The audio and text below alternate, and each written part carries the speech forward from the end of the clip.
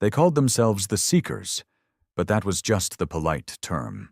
Among the fleets of the Hratak Empire, they were scavengers, cosmic vultures hunting for derelict ships, abandoned stations, and worlds no one claimed anymore. Their flagship, the Voral 7, had been cruising the black for months when the distress beacon came through. It was faint, corrupted, almost buried under centuries of static, but the translation came back in something unsettling: human tongue. No one on the bridge knew much about humanity.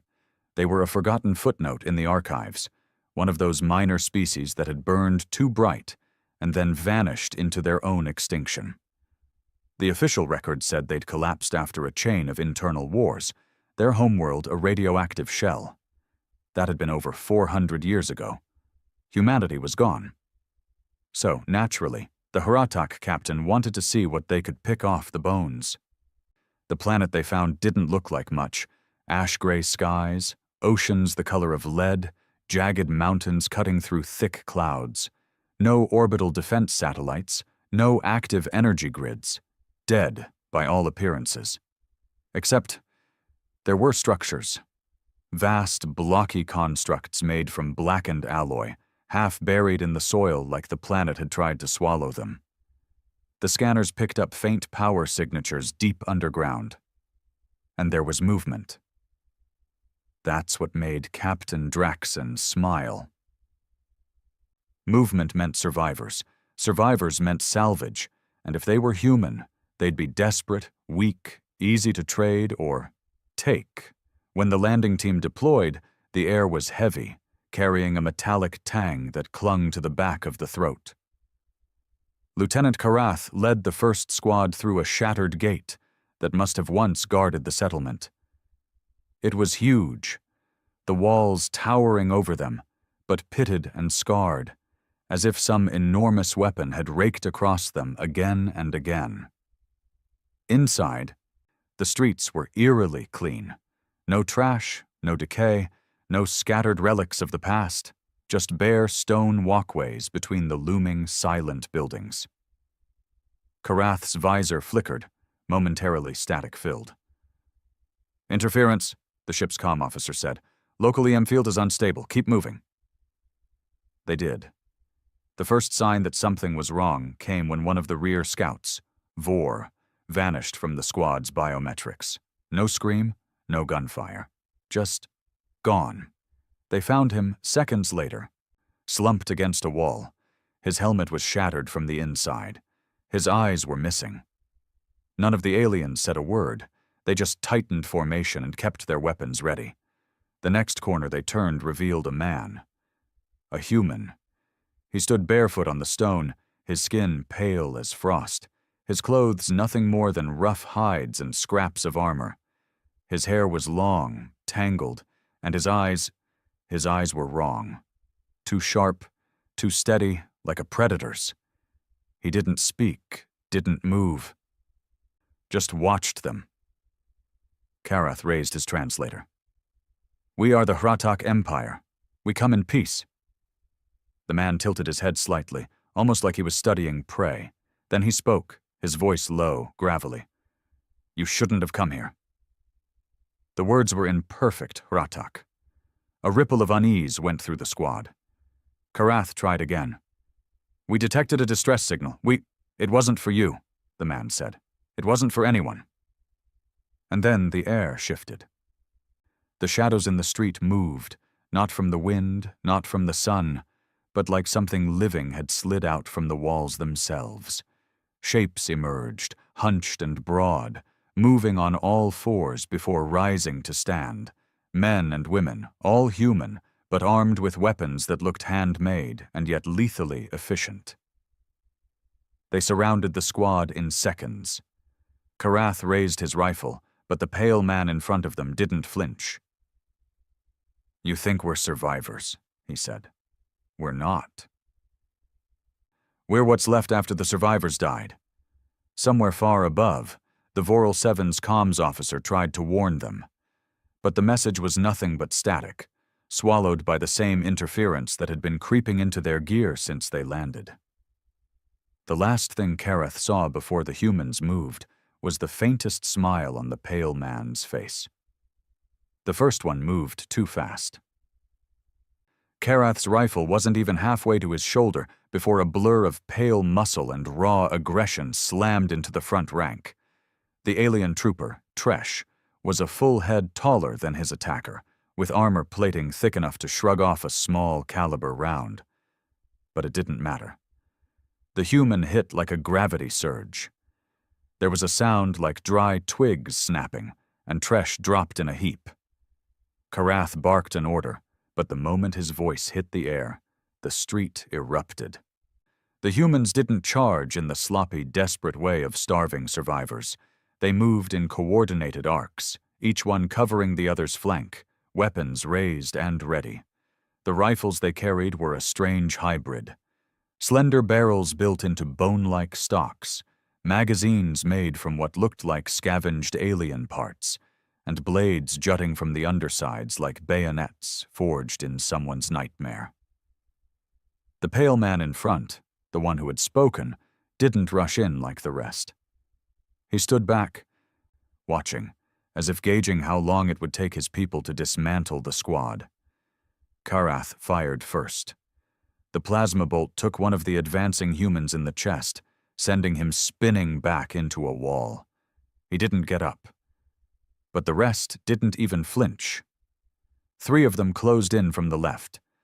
Kareth's second-in-command, Vorak, swung his repeater around, unleashing a hail of bolts that should have shredded anything with a pulse. The first human in that group took 2 rounds to the shoulder, spun, and kept coming. The second dropped low, sliding across the dust before coming up inside Vorak's guard. A jagged blade slid between the plates of his armor and into his gut. The alien roared, swinging a clawed hand at the attacker, but the human yanked the blade free, pivoted, and hamstrung him in one clean move. Vorak went down hard, dragging a smear of dark, oily blood into the street. Kareth's comms buzzed in his ear, garbled, full of static. He caught only fragments. Pull back. Interference. Not alone. Not alone.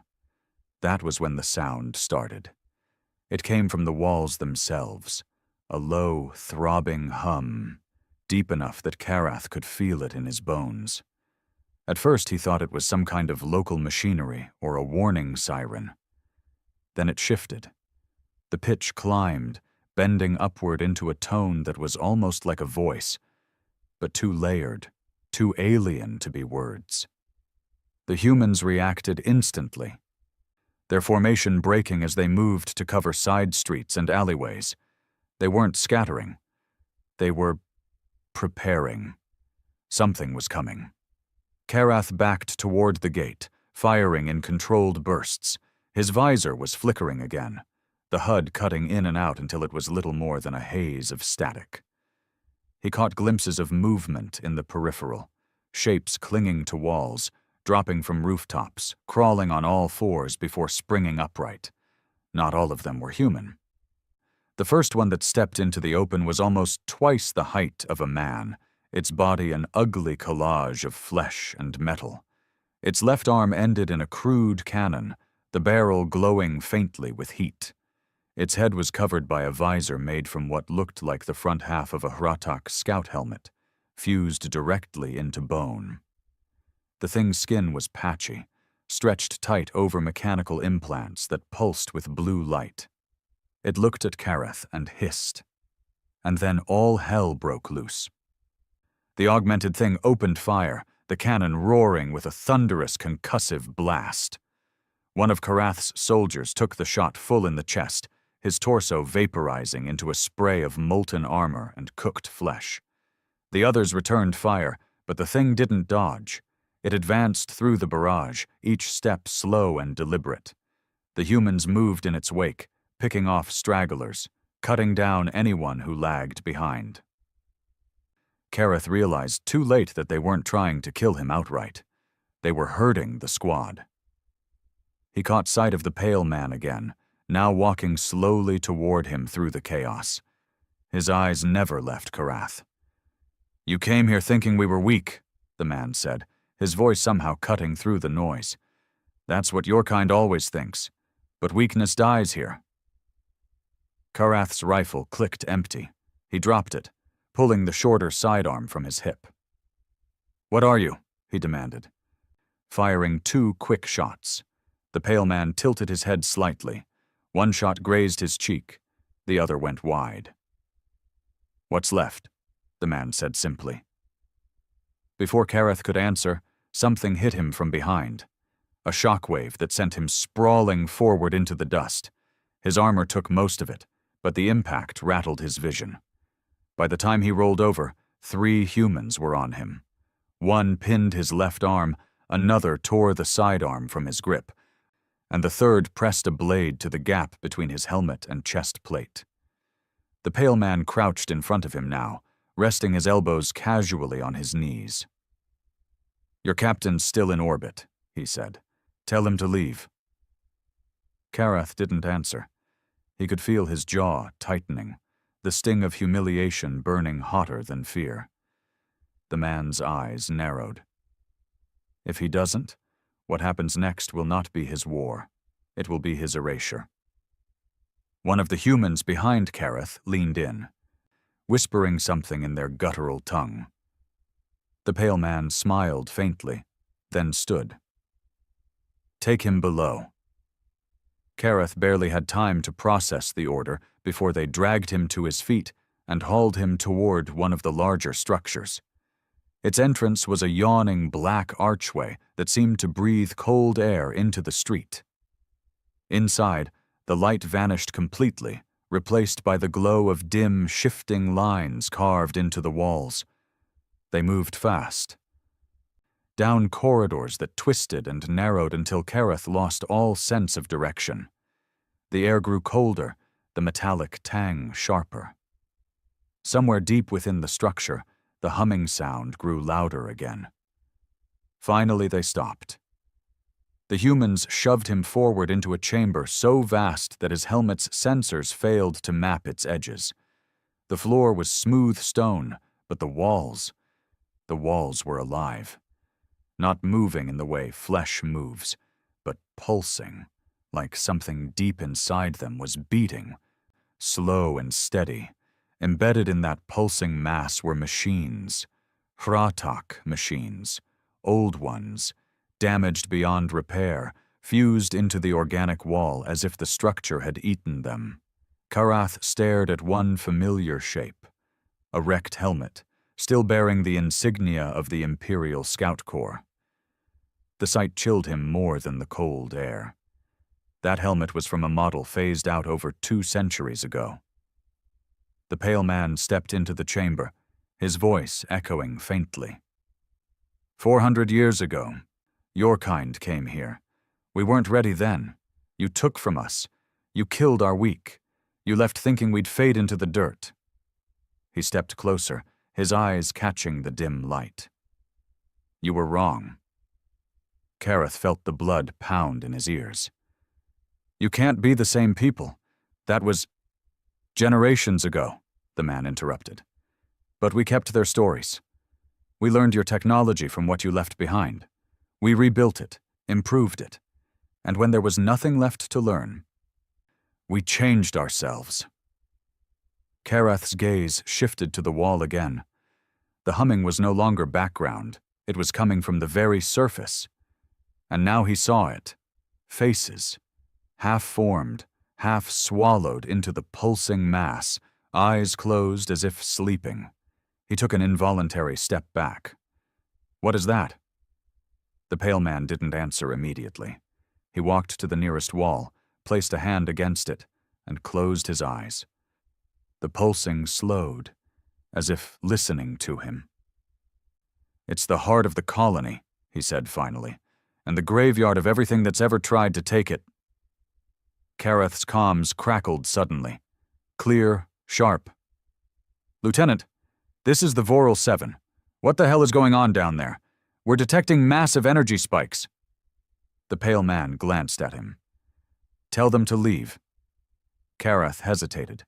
He was a soldier of the Empire. He didn't give in to threats from primitives, but something in the man's gaze, cold, patient, utterly confident, made his gut twist. He opened his channel. "Captain." The comms cut out again, replaced by that layered, alien hum. Only this time, Kareth realized it wasn't coming from the walls anymore. It was coming from inside his helmet. He ripped the helmet off, breathing hard. The pale man's smile deepened, but there was no triumph in it, only inevitability. "You're already part of it," the man said softly. "Every breath you've taken since you landed here, it's in you now." Kareth's heart was hammering. "What have you done?" The pale man turned away, walking toward the far side of the chamber. "I told you," he said without looking back. "You shouldn't have come here." Then the walls began to open. The walls didn't just open, they peeled. Stone split like flesh under a scalpel, layers sliding apart in smooth, deliberate motion. Beneath the outer skin of dark rock was something wet and glistening, streaked with fine metal veins that pulsed with that same low, rhythmic hum. Kareth stumbled backward, his boots scraping on the slick floor. The smell hit next, thick, metallic, and wrong. It wasn't decay exactly. It was sharper, cleaner, like breathing in the fumes from a weapons forge. From within the wall, shapes began to emerge. At first they were indistinct, their outlines blurred by the pulsing material around them. Then the mass receded further, and Kareth realized they weren't just shapes. They were bodies, Hratak bodies. The armor was old, older than anything currently in the fleet, its plating warped and corroded from centuries of exposure to whatever this thing was. The soldiers inside weren't decomposed in the way Kareth expected. Their skin was pale, stretched tight over their bones, but their eyes were open, and they were breathing. Kareth froze. The pale man glanced at him over his shoulder, reading the shock on his face. "They're not dead, not entirely." One of the half-entombed Hratak soldiers shifted, its chest rising in a slow, deliberate inhale. The sound that followed was a rasp, the dragging of air through a throat unused for centuries. "They tried to take what was ours," the pale man said. "The walls remembered them." Kareth's voice was low, almost to himself. "What? Is this place?" The pale man's gaze drifted up toward the chamber's unseen ceiling. "It's a prison, a teacher, a graveyard. We don't have one word for it." The humming intensified, the pitch climbing until it resonated in Kareth's teeth. He clamped his jaw, but the vibration only grew stronger, seeping into his skull. Then the walls released their captives. The first Hratak soldier stepped forward stiffly, its joints creaking like old machinery. Its visor was gone, revealing eyes clouded with a faint, unnatural glow. It didn't lunge at Kareth. Instead, it stopped beside the pale man and stood at attention. More followed, not just Hratak, but others. Armored forms from a dozen species Kareth had only seen in the Empire's history archives, all breathing, all awake, and all silent. The pale man stepped toward Kareth. "Do you know why your Empire doesn't remember us?" Kareth didn't answer. He couldn't take his eyes off the soldiers. "It's because no one leaves," the pale man said, his voice almost gentle. "When your kind came before, we didn't have the strength to meet you in the open. But we learned. We adapted. We turned the dead into weapons, the living into lessons. And when we were ready..." His smile was thin, humorless. "We stopped dying." Kareth's chest tightened. "This isn't possible." The pale man shrugged. 400 years gives you time to make the impossible into habit." Kareth's comms buzzed again, a burst of static, Then the captain's voice breaking through. "Lieutenant, energy readings are spiking all over the surface. We're detecting movement toward the landing site. Are you—" The voice cut off abruptly, replaced by a scream of feedback so loud Kareth yanked the comm unit from his belt. The pale man didn't move, didn't react. He'd expected it. The hum shifted again, and now Kareth recognized it for what it was. A signal. Not to him. To the things in the walls. They began to march. It wasn't a chaotic rush. It was disciplined, mechanical, each soldier stepping forward in perfect sync. They moved past Karath without so much as a glance, their boots ringing against the stone floor. "Where are they going?" Karath asked before he could stop himself. The pale man didn't break eye contact. "To finish what you started 4 centuries ago." The march through the underground tunnels was endless. Kareth was forced along with them, 2 armed humans at his back, their makeshift rifles angled low but ready. He didn't try to run, not with the pale man always just ahead. Not with the impossible procession of resurrected soldiers flanking him like a moving wall. The tunnels sloped upward, and eventually a dim light began to filter in from ahead. Karath's eyes adjusted slowly, and when they emerged, the sudden expanse of the open sky felt almost alien after so long in the stone belly of the colony. They weren't in the settlement anymore. They stood on the edge of a vast plain of jagged rock and black sand. At the far end, the Voral 7's landing site lay in ruins. The shuttlecrafts were wrecks, their hulls torn open like paper, smoke curling lazily into the gray sky. The captain's voice crackled faintly from somewhere in the wreckage, shouting orders to retreat, but it was already too late. The soldiers from the walls fanned out, their movements unnervingly precise. They advanced without firing a shot, their presence alone enough to send the few surviving Hratak scrambling backward toward the hills. Karath's breath caught when he saw the augmented giants from earlier, the hulking hybrids of flesh and machine. They strode among the soldiers like shepherds among their flock, their glowing eyes scanning the battlefield. The pale man walked to the front of the formation and raised his hand. That was the signal. The first shot came from one of the resurrected Hratak, a clean, single bolt that punched through the chest of a fleeing alien. He fell instantly, then the rest joined in, and the air turned into a storm of plasma and metal. Karath couldn't look away. These soldiers didn't fight like the undisciplined scavengers he'd expected.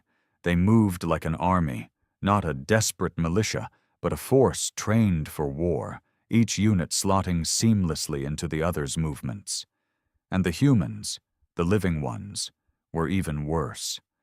They were faster than any soldier should be, using cover in ways Kareth's tactical mind struggled to follow. They fought like predators, never staying in the open long enough to be targeted, striking with brutal precision before melting back into the chaos.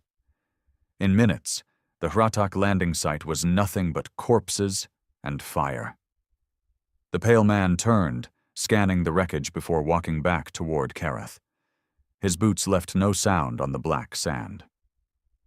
"You understand now," he said. Karath's voice was hoarse. "You can't win against the Empire." The man studied him for a long moment, then tilted his head slightly. "The Empire doesn't know we exist, not yet." Kareth frowned. "Then why attack us?" The pale man's eyes narrowed.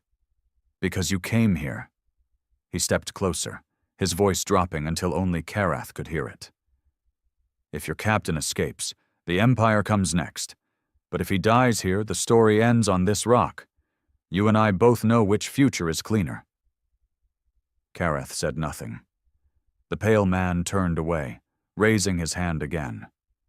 A distant rumble rolled across the plain. Kareth looked toward the source and felt his stomach drop. The Voral 7 was falling. It didn't explode in the sky.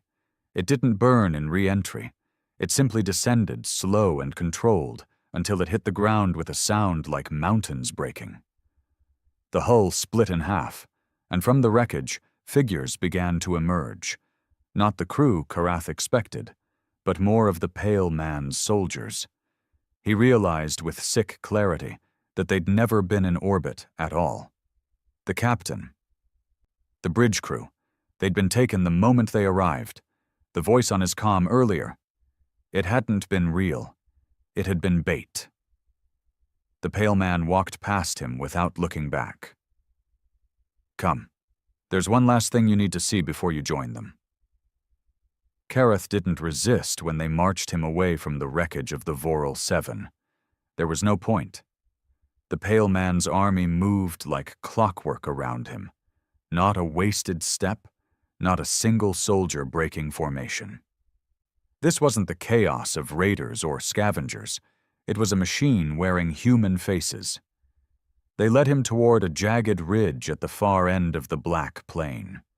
The ground here was cracked and uneven, littered with the skeletal remains of long-dead machinery. Massive engine housings lay half-buried in the sand, their surfaces pitted with age, and something that looked disturbingly like teeth marks. Karath's boots crunched on the gravel as they descended into a wide crevice in the rock. The air grew warmer, damp, carrying a faint tang of ozone and something organic beneath it. There was no sunlight here. The only illumination came from thin strands of faintly glowing filament embedded in the walls, pulsing in time with that same low, bone-deep hum he'd felt in the chamber earlier. The tunnel widened, and suddenly the ceiling opened into a vast underground cavern. Karath stopped short.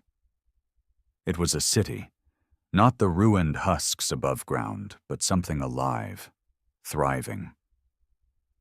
Towers of black alloy and bone rose from the cavern floor, their surfaces crawling with lights that moved like rivers. Bridges of woven metal and sinew connected the structures, their shapes curved and asymmetrical, more like the inside of a living creature than any architectural design he'd seen.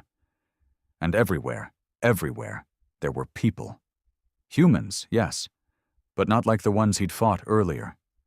Some moved with smooth, predatory grace, their eyes tracking him with the calm interest of an apex predator watching from the tall grass. Others were clearly altered, limbs replaced with sleek mechanical constructs or fused seamlessly with alien weaponry. One man walked past on legs that bent backward like a raptor's, his gait unnervingly silent despite the weight of the plasma cannon fused to his spine. And then there were the ones that weren't entirely human anymore. Their skin was mottled with patches of dark, chitin-like armor that moved when they breathed. Their eyes glowed faintly, and their voices, the few words he caught, carried a layered, almost harmonic tone, as if more than one throat were speaking at once. No one looked starved. No one looked desperate. They were strong. They were ready. The Pale Man finally stopped at the base of one of the larger towers. Its surface was smooth and wet-looking, with veins of dull metal running down its sides. The entrance was a simple arch, its edges rippling faintly, like the lip of some enormous wound. Karath hesitated. The Pale Man didn't. He stepped through, the surface parting around him as if it were liquid. And then he was gone. One of the human guards shoved Karath forward. The moment he touched the arch, it gave way under his hands, cool and pliant like muscle. Passing through was like walking into the body of some sleeping beast. Inside, the air was warmer, thicker, and carried a low vibration that seemed to settle directly into his chest. The walls were alive, not moving in obvious ways, but subtly flexing and shifting like they were breathing. They ascended a spiral ramp, each step bringing them deeper into the tower. And then they reached it, the joining chamber. Karath knew it instinctively. The space was circular, its walls lined with dozens of deep alcoves. Inside each alcove stood a figure, human, alien, or something in between, suspended in a vertical cradle of cables and bone-like struts. Some of them were awake, their eyes following him as he passed. Others appeared unconscious, their bodies twitching slightly as filaments no thicker than a hair burrowed into their skin. He saw armor plates forming directly over muscle. He saw weapons fusing with arms. He saw mechanical implants that pulsed in time with the heartbeat visible in the neck. The pale man stood at the center of the room beside a great column of translucent material. Within it, something massive and coiled shifted lazily, its outline never fully clear, part machine, part organism. It pulsed once, and every filament in the room glowed brighter in answer. "This," the pale man said quietly, "is where the colony lives." Karath's mouth was dry. "You turn people into those things." The pale man's expression didn't change. "We free them from the weaknesses that kill civilizations. Out there." He gestured vaguely toward the surface. "You build empires that crumble. You breed soldiers that age and die. Here, we make them better, faster, stronger. We make them forever." Karath's hands curled into fists. "You enslave them." That earned the faintest hint of a smile. "No one here is a slave. We choose this. When the time comes, every one of us wants the joining. And when it's done, we are part of something greater than a single life." He stepped closer to Karath. "You felt it already. The hum, the pull in your bones.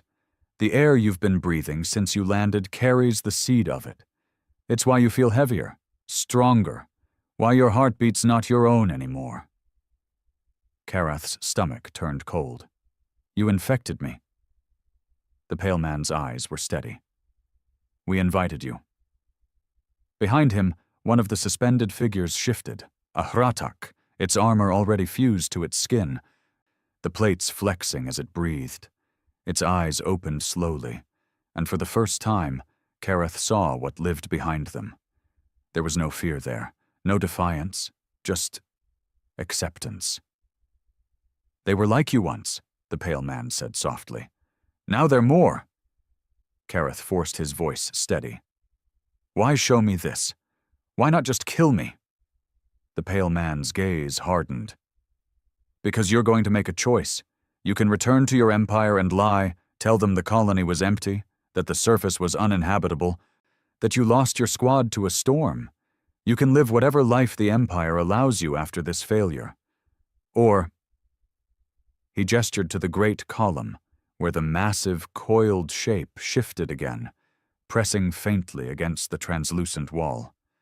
The sound it made was not a hum now. It was a whisper, faint but layered, too deep to understand but impossible to ignore. "You can join us, and never be weak again." Karath didn't answer. He could feel the hum in his bones growing stronger by the second.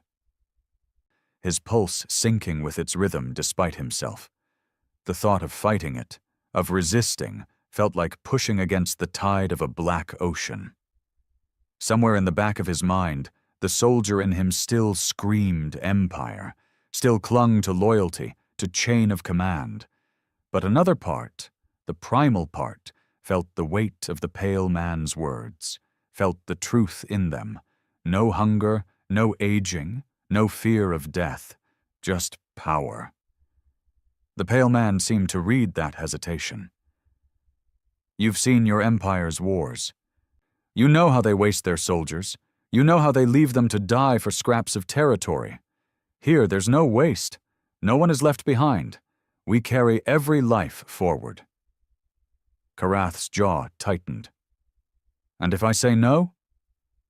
The pale man stepped back, his face unreadable.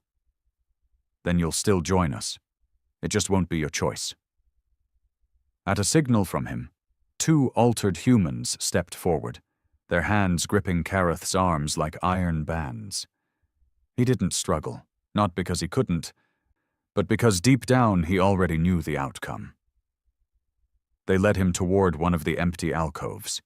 The cradle opened like the ribs of some great beast, and the filaments inside twitched eagerly. The pale man stopped just beside him. "You have until the cradle closes to decide whether this is a gift or a punishment." Kareth stared into the alcove. The hum was louder here, vibrating through his teeth, his bones, the very air in his lungs. It was almost a voice now, just on the edge of words.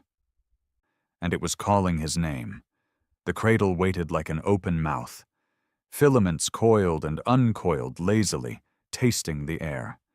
They glistened in the dim, pulsing light, each strand tipped with a hooked end that quivered whenever Kareth moved. The two altered guards tightened their grip on his arms, their fingers digging in hard enough to make his armor creak.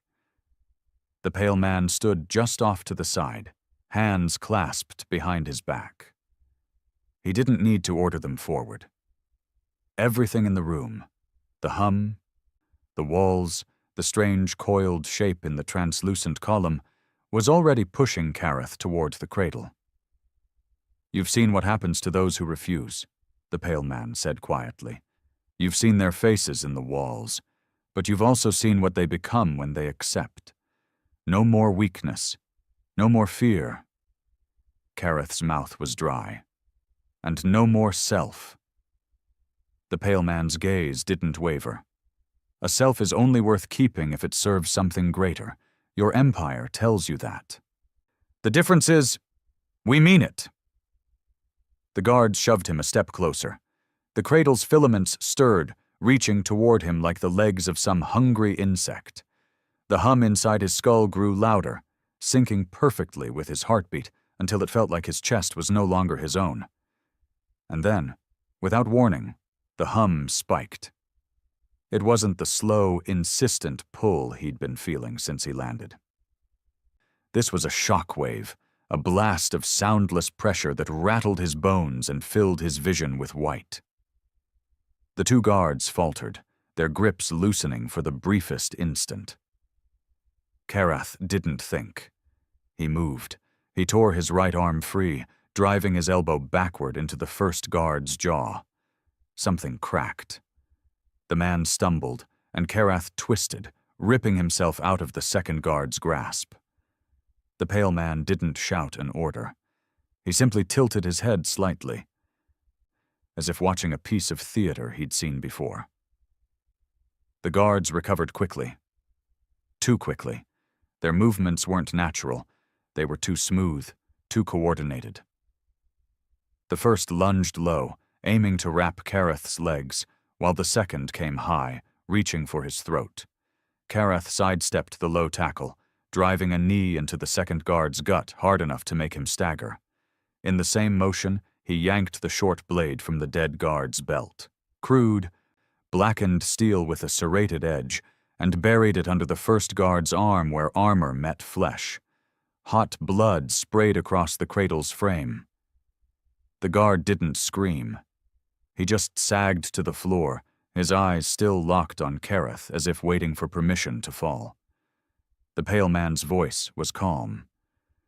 "You can kill as many as you like. The joining will still take you." Kareth didn't answer. He was already moving, sprinting toward the spiral ramp they'd taken into the chamber. The remaining guard lunged after him, but Kareth caught the man's wrist mid-grab, twisted hard until something snapped, and shoved him into the cradle. The filaments reacted instantly. They surged forward, wrapping the guard's limbs and throat, pulling him inside. The cradle's frame slammed shut, and the man's muffled, wordless sounds were drowned in the rising hum. Kareth didn't look back. The ramp wound downward, deeper than he remembered. His boots pounded against the slick floor, the hum following him like a shadow. It wasn't fading. If anything, it was chasing him, its pitch shifting, becoming sharper, almost angry. He burst into a lower corridor and skidded to a stop. The way out was gone. The passage he'd come through earlier was sealed, the walls grown over with the same living material he'd seen above. It pulsed faintly, the light in its veins dimming and brightening like a slow heartbeat. Footsteps echoed behind him. Slow, measured. He turned. The pale man was there, standing at the top of the ramp, flanked by a half-dozen altered humans. None of them carried rifles. They didn't need them. "You think you're running," the pale man said, "but this place is alive, Kareth. It knows where you are. It knows what you are. You can't hide from something that already has you in its blood." Kareth's grip tightened on the stolen blade. "Then it'll have to earn me." The pale man's lips curved faintly. "Good." The altered humans surged forward. Kareth fought like a cornered animal. He dropped the first with a slash to the throat, spun to catch the second across the knee, then drove his shoulder into the third's gut hard enough to hear ribs crack. But they didn't go down like soldiers in the field. Even wounded, they kept coming, their eyes locked on him with cold, inhuman focus. He backed into the sealed wall, swinging the blade in short, brutal arcs. His armor was scored with cuts, his breathing ragged. Blood, his and theirs, smeared the floor. Then the pale man stepped forward. The others stopped instantly, forming a loose circle around them. Kareth raised the blade, his stance low. The pale man didn't draw a weapon. "One last chance," he said softly. "Walk into the cradle on your own. I will make it quick. You will not feel pain. Fight any longer, and it will hurt." Kareth spat blood onto the floor. "If you want me, you'll have to take me." The pale man's eyes hardened. "So be it!" He moved faster than Kareth expected. One moment he was standing still, the next he was inside Kareth's guard, his palm slamming into the alien's chest hard enough to send him sprawling. The impact rattled Kareth's ribs, knocking the air from his lungs. Before he could rise, the pale man was on him, a knee pressing into his sternum, one hand pinning his blade arm to the floor. The other reached for his helmet. Kareth twisted violently, slamming the side of his head into the man's jaw. The pale man grunted but didn't loosen his grip. His fingers hooked under the helmet's edge and tore it free. The hum roared in Kareth's unprotected ears now, deafening, filling every thought. He felt it in his teeth, his bones, the very rhythm of his heart. His vision blurred, and for a split second he saw everything. The walls above ground, the towers in the underground city, the faces in the prison flesh, the vast, coiled shape in the translucent column. They were all the same thing. One mind, one body, one will, and it wanted him. Kareth bared his teeth and drove his forehead into the pale man's nose. The crack was sharp and satisfying. The man reeled back, and Kareth rolled, grabbing his blade and coming up in a crouch. The circle of altered humans tightened. Kareth lunged at the nearest, burying the blade in the man's throat, then ripping it free and spinning toward the next. He didn't think about winning. There was no winning here, only taking as many of them down as he could before the hum swallowed him whole. A hand clamped on his shoulder. The pale man was there again, his face smeared with blood from the broken nose, his eyes burning with cold fury. "Enough," he growled. The hum spiked. Kareth's muscles locked. His grip on the blade faltered. The pale man stepped closer. And Kareth realized the sound wasn't just in his head anymore. It was coming from the man himself. The last thing Kareth saw before darkness slammed into him was the pale man's lips moving. He couldn't hear the words over the hum, but he understood them. "You're ours now." Darkness didn't come like the flick of a switch. It came in waves. First, there was the weight, a crushing liquid heaviness that pulled him downward into himself, like sinking in black water. Then the hum was gone, replaced by the sound of his own heartbeat, except it wasn't his. It was slower, stronger, older. Kareth opened his eyes and found nothing but gray. No floor, no ceiling, no horizon, just a shifting fog that thickened when he tried to move and thinned when he stood still. His armor was gone. His weapons were gone. His hands looked bare and wrong. The fingers were longer. The nails were dark, curved, harder than they should be. He flexed them, and the fog rippled outward like a disturbed pond. "Karath!" The voice came from everywhere and nowhere, deep, layered, carrying the weight of hundreds of voices stacked atop each other. He turned in a slow circle. "Show yourself." The fog parted, and something stepped forward. It was him. Not exactly. The figure had his height, his build, even the same scars, but its eyes were pitch black from corner to corner, and its skin shimmered faintly as if thin metal moved just beneath the surface. It didn't blink. "You've been fighting since the moment you landed," the double said, "but you know how this ends." Karath set his jaw. "I'm not yours." The thing smiled without warmth. "You already are. You breathed our air. You walked our streets. The seed is inside you. The only choice you have left is how you join." The fog churned, and from it, shapes began to form. The pale man, the altered soldiers, the faces in the walls.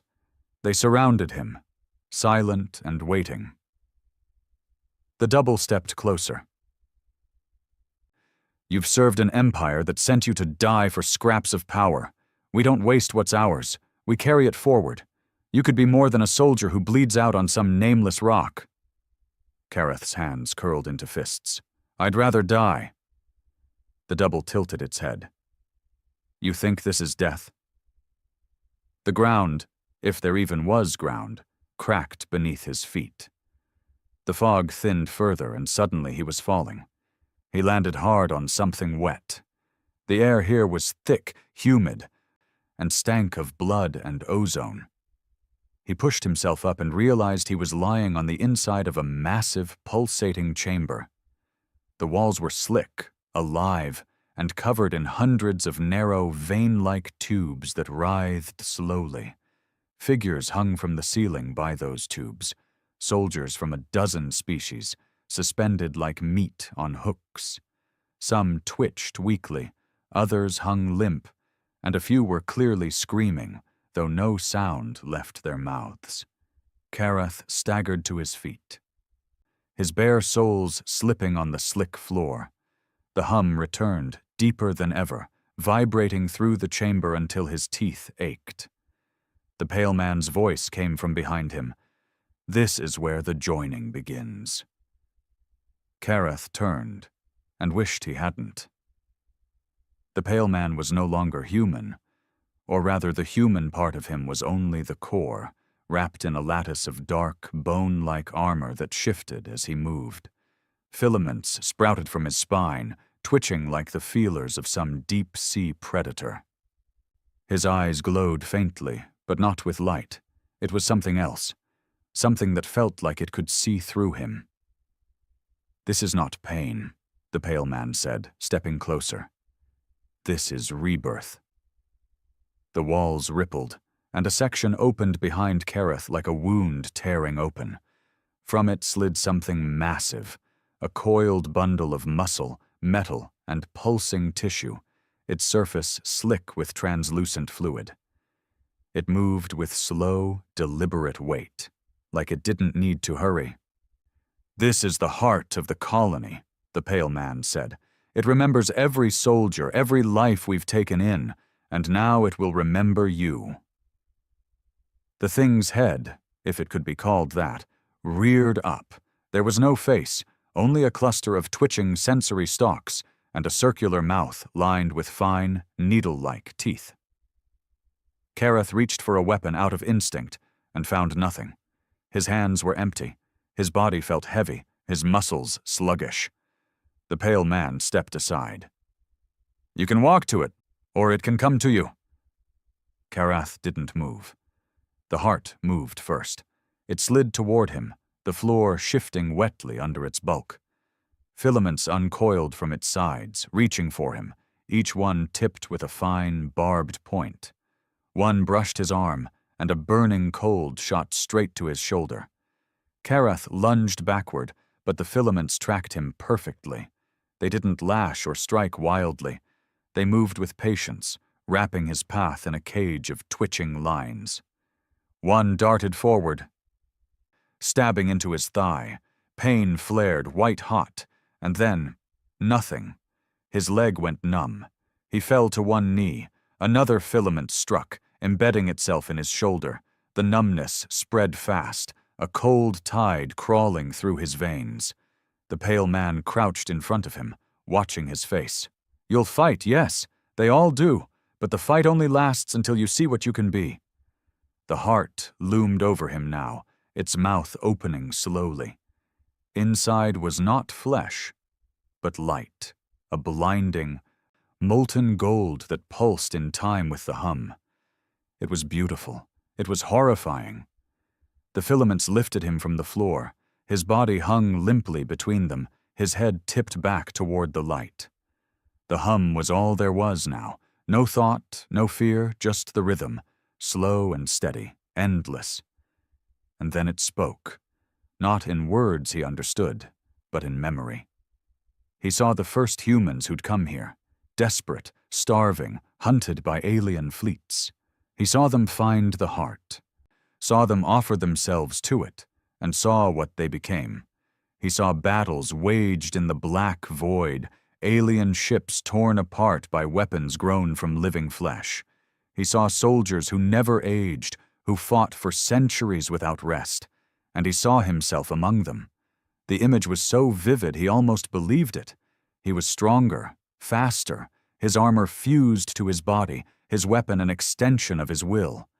No orders from distant commanders, no empty promises from politicians, only the colony's will, which was his will. He felt the first thread slip into his spine. The cold vanished. The light filled him. "Join us," the pale man whispered. For a heartbeat, Karath almost said yes, but in the depths of that golden light, he saw something else, a flicker the heart hadn't meant to show him. The humans here weren't free. They moved with purpose, yes, but it wasn't their own. The will they served was not theirs, no matter how much it whispered otherwise. They were part of something greater, but they were not themselves anymore. The hum faltered for the briefest instant. Karath forced the words through clenched teeth. "I am not yours." The light flared, almost in surprise. The filaments tightened, but Karath twisted violently, yanking against the hooks in his flesh until something tore. Pain exploded down his back, real pain this time, but it cut through the hum like a blade. He fell. The pale man's expression shifted for the first time, a flicker of genuine surprise. "No one resists the heart." Karath staggered to his feet, blood running down his arms and legs. "Then maybe it's time someone did." The heart recoiled slightly, its mouth closing, the golden light dimming. The hum rose again, louder, angrier. All around the chamber, the suspended bodies began to twitch and strain against their bonds.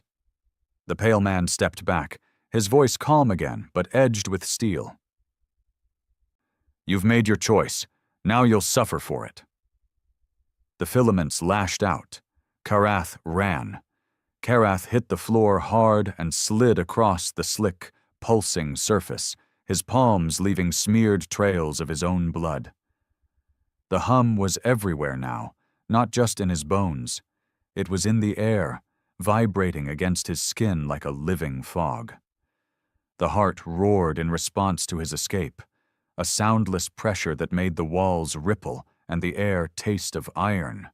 Filaments snapped after him, slicing through the air with whip-like cracks. One grazed his cheek, leaving a cold burn that bit deep into the muscle. He didn't stop. The chamber narrowed into a tunnel, its walls flexing in slow, rhythmic contractions. He could feel them trying to slow him, gripping at his shoulders and boots like the throat of some massive predator refusing to spit him out. He yanked his arm free of one tightening fold and dove forward, landing in a shallow pool of warm, viscous fluid. The stuff clung to him, pulling at his limbs, but he forced himself up and kept moving. Somewhere behind him, the pale man's voice carried through the living corridor. Calm, unhurried. "You can run, Karath. You can even make it to the surface, but the seed is in you. No matter how far you go, you will come back." Karath ignored him. The tunnel bent sharply to the left, then dropped into a vertical shaft. Without thinking, he jumped. The fall wasn't far, but he landed badly. His knees jolting painfully. The shaft opened into a wider space, an arterial chamber crisscrossed with strands of living cable as thick as his torso. They pulsed faintly, carrying the golden light deeper into the colony's body. Figures moved along them. Altered humans and other joined soldiers clung to the strands effortlessly, crawling in insect-like bursts of speed. Their heads turned toward him in perfect unison, their eyes catching the dim light. Karath didn't wait for them to move. He sprinted for the far side of the chamber, weaving between the cables. The first joined soldier dropped from above, landing hard enough to make the floor shudder. Karath ducked under its swing and drove his shoulder into its midsection, sending it sprawling backward into a tangle of cables. The others began to close in. He found a gap between two pulsing walls and forced his way through, the opening narrowing as if trying to seal him inside. The edges scraped against his skin, leaving thin, stinging cuts. On the other side was a tunnel lined with what looked like ribbed plating. Bone, maybe, or something that had started as bone and become more. The hum was quieter here, muffled, but the air carried a faint breeze. Airflow meant an exit. He ran. The tunnel sloped upward, its ribs flexing slightly as if they resented being used for his escape. Twice, sharp protrusions slid down from the ceiling, blocking his path, but he ducked and rolled under them.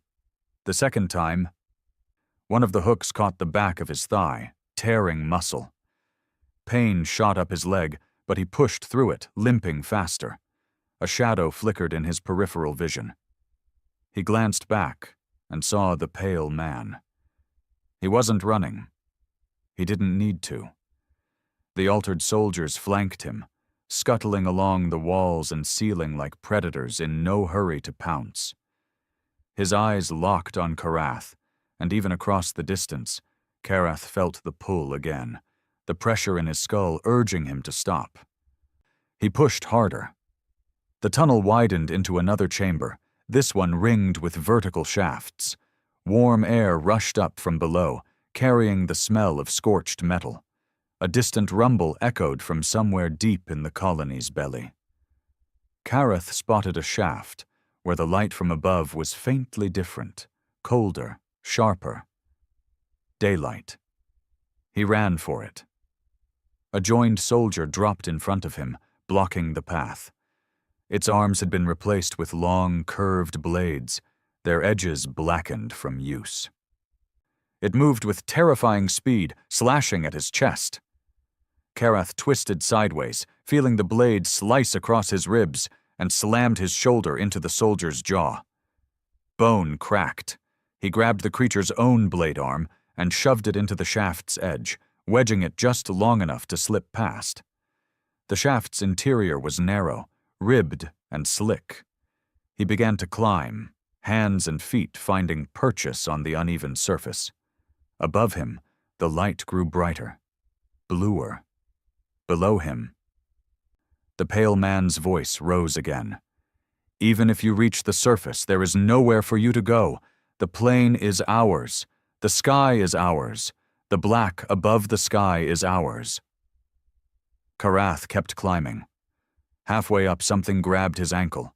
He kicked hard, feeling the grip loosen, but a second hand clamped down, dragging him down several feet. He twisted, bringing his heel up into the attacker's face. There was a wet crunch, and the hand slipped away. He didn't stop. The shaft's light grew stronger, and the air was colder now. He could smell the faint tang of the surface, dust, stone, and the thin bite of wind. His fingers broke through into open air. He hauled himself up, rolling onto rough, jagged rock. The sky above was slate gray, clouds heavy and low. The horizon was a jagged mess of black ridges, and the faint glow of fires still burning from the destruction of the Voral 7's landing site. He pushed himself to his feet, scanning for cover. The pale man had been right about one thing. The plane was crawling with movement.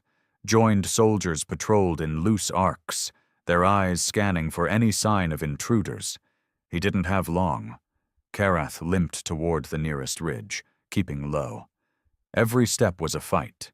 His leg throbbed with each movement, and the cuts along his ribs burned in the cold air. But the wind here carried no hum.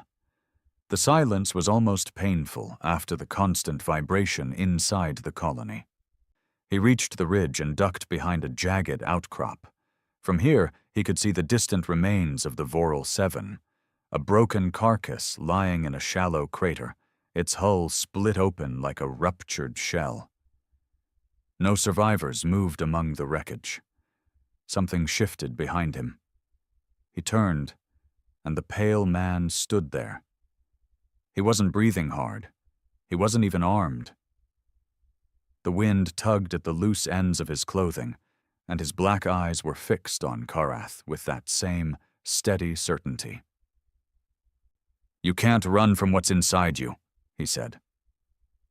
Karath's grip tightened on the jagged shard of rock he'd picked up without realizing it. "Then I'll cut it out." The pale man took one slow step forward. "You can't cut out what you've already become." Karath didn't wait for him to close the distance. He swung the rock hard, aiming for the man's temple. The pale man caught it easily, his hand closing around Karath's wrist like a vice. For a moment, they were locked there, two wills pressing against each other, neither giving ground. The pale man's grip tightened, but Karath leaned into it, forcing the shard closer, closer, until it grazed the man's cheek. A thin line of dark blood welled up. The pale man's eyes narrowed. For the first time, Karath saw something in them that wasn't certainty. "You think this means you can kill me?" the pale man asked. Karath's voice was low. "No, but it means I can hurt you." He yanked his wrist free, the rock slipping from his fingers, and turned to run. The pale man didn't follow immediately. His voice carried after Karath, calm and unhurried once more. "Run, soldier. The seed will bring you home." The ridge fell away into a valley of black stone and ash, a jagged scar stretching toward the horizon.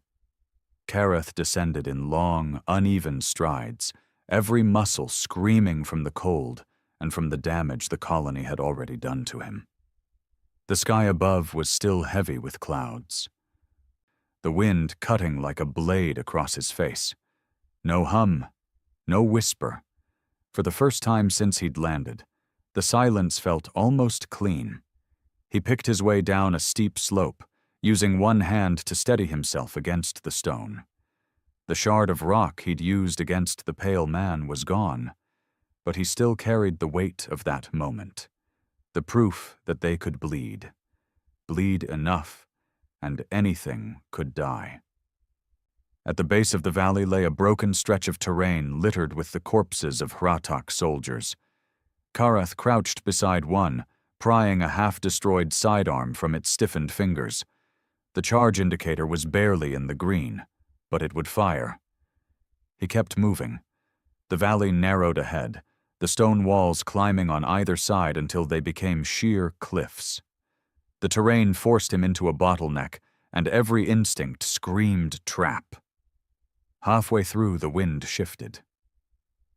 The hum returned, faint at first, then growing like a storm front rolling in. It wasn't in his bones this time. It was in the air, carried on the wind itself. Karath stopped. From the shadow of the cliffs ahead, figures began to emerge, altered soldiers, their movements sharp and deliberate. Behind them came others, not joined yet, but pale, armed, and very much alive. And then the pale man stepped into view. "You've come far," he said, voice carrying easily over the wind. "Farther than anyone before you." Kareth raised the sidearm, its barrel steady despite the ache in his arms. "Close enough to finish this." The pale man glanced at the weapon, then back at him. "You could kill me, perhaps, but it wouldn't end here. This place, this life, it's bigger than me. Then I'll kill it." Something flickered in the pale man's expression, the faintest trace of amusement. "You think the heart hides? It is the colony. It is in the stone, the air, the blood in your veins. You can't kill it without killing yourself." "Maybe that's the point," Kareth said. The pale man studied him for a moment longer. "Then come." The soldiers moved forward, but Kareth didn't back away. He fired. The bolt took one in the head, dropping it instantly. The others broke into a sprint, their footsteps pounding against the black stone. Kareth dove sideways into the jagged wall, finding a narrow crevice and forcing himself through. The stone scraped his arms and tore his uniform. But he emerged on a ledge above the bottleneck. From here, he could see the pale man and his soldiers moving below. He raised the sidearm and aimed, not at them, but at the cliff face above them. The first shot hit a weak seam, sending a thin shower of rock chips down. The second shot cracked it wider. The third brought the mountain down. The sound was like the sky breaking. Massive slabs of stone sheared free, crashing into the bottleneck with bone-shattering force. Dust and rock filled the air, the sound of impact drowning the hum for the first time. When the dust settled, the passage was gone, buried under tons of rubble. Kareth didn't see the pale man's body among the wreckage, but he also didn't see him standing. It would have to be enough. The ridge beyond the valley sloped toward a dry riverbed. Kareth followed it until the land opened into a wide expanse of cracked mud and scattered boulders. At the far edge, half buried in the dust, was a shuttle. Not Hratak design, older, bulkier, with human markings so faded they were almost gone. He limped toward it, hope and suspicion warring in his chest. The ramp was down, the interior dark. Inside, the controls were coated in a thin layer of grit, but they were intact. Power was low, but the systems responded to his touch. The engines coughed, then settled into a low hum. A different hum, one that didn't crawl under his skin. Kareth settled into the pilot's chair, his fingers moving over the controls. The nav systems were ancient, but they still showed the stars. He could be gone in minutes. He hesitated. His reflection in the darkened console glass caught his eye. The cuts on his face had already closed, the skin smooth where there should have been scarring. His eyes.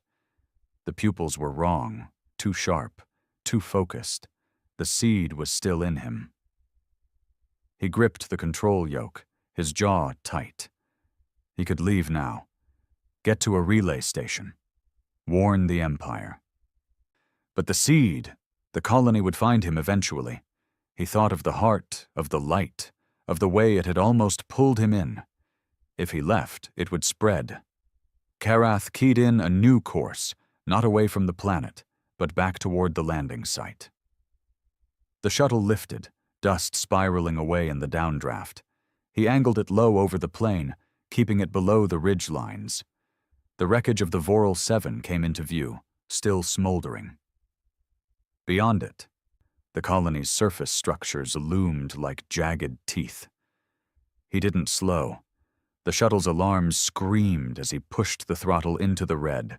The ground blurred under him. The colony's towers rose to meet him.